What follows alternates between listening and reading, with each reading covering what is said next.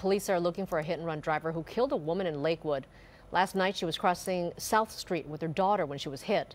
KCAL 9's Randy Page has the latest on the search for the driver. This is a common sight along this stretch of South Street in Lakewood. Lakewood Regional Medical Center is on one side of the street, shops and a parking lot on the other. The nearest crosswalk is more than a block away. We watched for just 10 minutes and saw 11 people running across this busy street. Last night, one pedestrian never made it to the other side. This security camera video from the Subway shop across the street from the hospital captures 67-year-old Teresa Hernandez moments before she died. Her daughter tells us her mother was hungry after taking her husband of 43 years to the hospital for a dialysis treatment.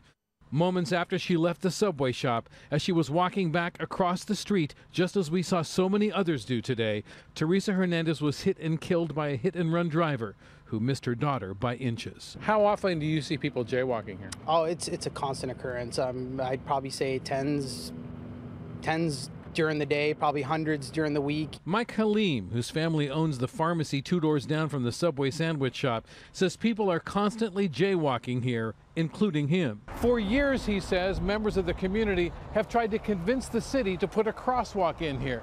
Now he says he hopes someone will listen. It would have saved her life, for sure. And it could, hopefully save definitely lives in the future. Teresa Hernandez's children, who declined an on-camera interview, tell us their mother was devoted to her husband, Jorge. In fact, they say she devoted her life to caring for him. And they say they can't believe she's gone. In Lakewood, Randy Page, KCAL 9 News.